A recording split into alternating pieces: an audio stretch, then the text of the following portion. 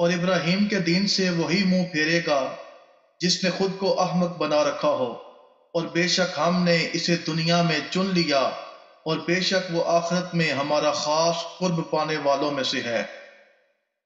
یاد کرو جب اس کے رب نے اسے فرمایا فرما برداری کر، تو اس نے عرض کی میں نے فرما برداری کی اس کی جو تمام جہانوں کا پالنے والا ہے۔ اور ابراہیم اور یعقوب نے اپنے بیٹوں کو اسی دین کی وصیت کی کہ اے میرے بیٹو، بے شک اللہ نے یہ دین تمہارے لیے چن لیا ہے، تو تم ہرگز نہ مرنا مگر اس حال میں کہ تم مسلمان ہو۔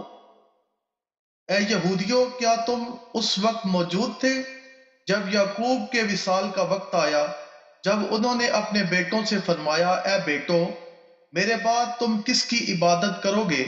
تو انہوں نے کہا ہم آپ کے معبود اور آپ کے آباء و اجداد ابراہیم اور اسماعیل اور اسحاق کے معبود کی عبادت کریں گے، جو ایک معبود ہے اور ہم اس کے فرما بردار ہیں۔ وہ ایک امت ہے جو گزر چکی، ان کے اعمال ان کے لیے ہیں اور تمہارے اعمال تمہارے لیے ہیں، اور تم سے ان کے کاموں کے بارے میں نہیں پوچھا جائے گا۔ اور اہل کتاب نے کہا یہودی یا نصرانی ہو جاؤ ہدایت پا جاؤ گے۔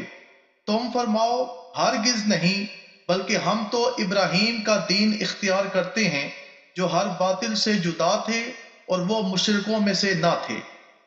اے مسلمانوں تم کہو ہم اللہ پر اور جو ہماری طرف نازل کیا گیا اس پر ایمان لائے، اور اس پر جو ابراہیم اور اسماعیل اور اسحاق اور یعقوب اور ان کی اولاد کی طرف نازل کیا گیا، اور موسیٰ اور عیسیٰ کو دیا گیا، اور جو باقی انبیاء کو ان کے رب کی طرف سے عطا کیا گیا۔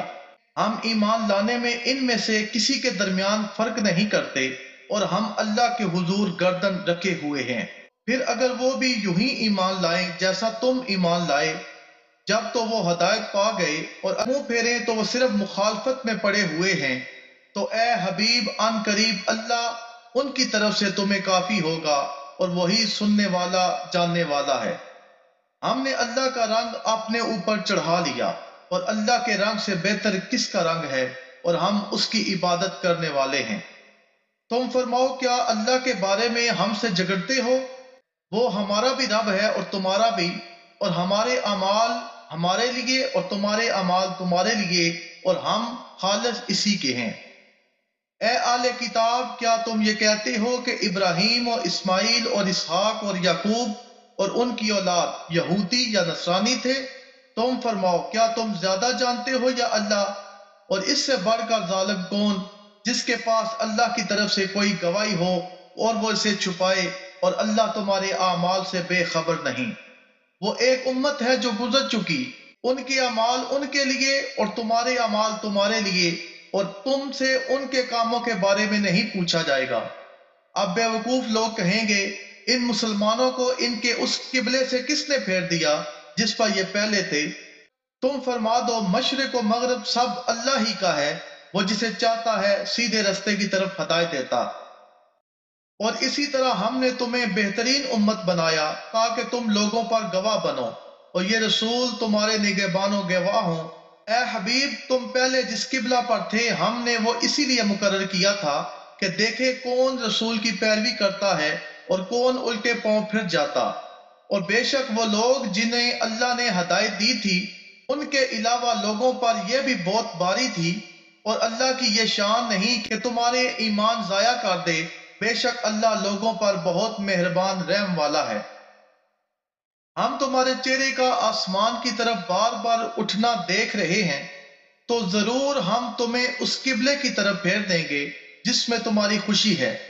تو ابھی اپنا چہرہ مسجد حرام کی طرف پھیر دو۔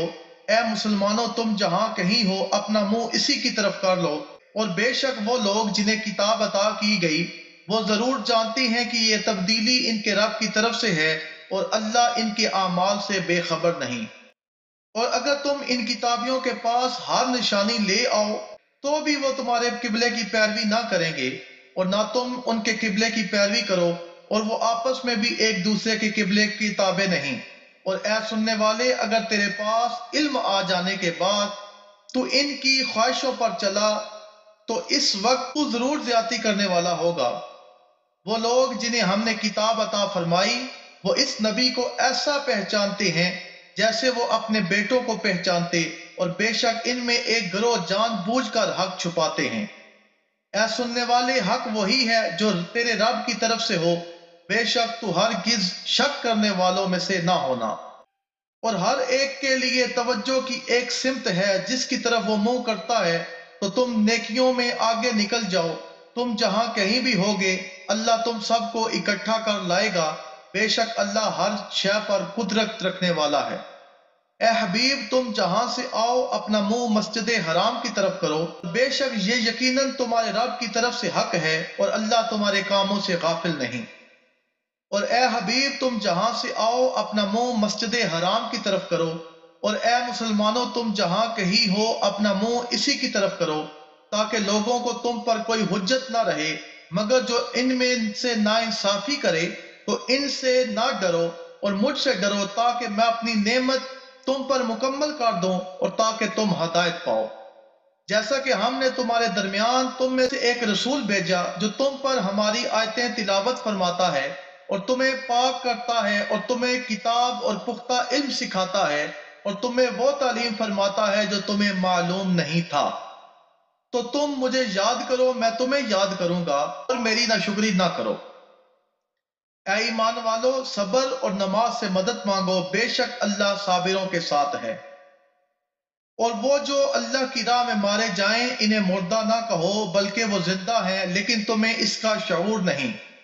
اور ہم ضرور تمہیں کچھ ڈر اور بھوک سے اور کچھ مالوں اور جانوں اور پھلوں کی کمی سے آزمائیں گے، اور صبر کرنے والوں کو خوشخبری سنا دو۔